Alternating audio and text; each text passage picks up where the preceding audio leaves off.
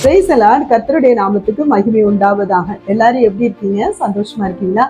இந்த நாள்ல word of guidance என்னங்கிறத வாசிக்க கேட்கலாமா? உபாகமம் 15:10.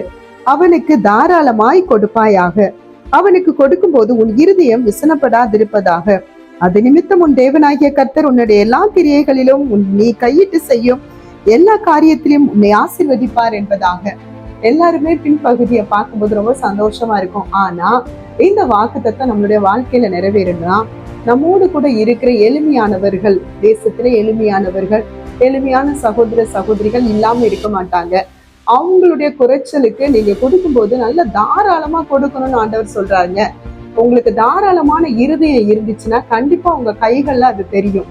இருதயத்தை கர்த்தர் பார்க்கிறார். தாராளமா கொடுக்கக்கூடிய மனசு இருக்கிறவங்களை ஆண்டவர் இந்த வாக்குத்தத்தத்தின்படியே உங்களை ஆசீர்வதிப்பாராக. ஆம் தேவ பிள்ளைகளே, உங்களை சுற்றி இருக்கிற உங்க சொந்த சகோதரர் யாரா இருந்தாலும் சரி, தாராளமா கையை திறந்து கொடுங்க.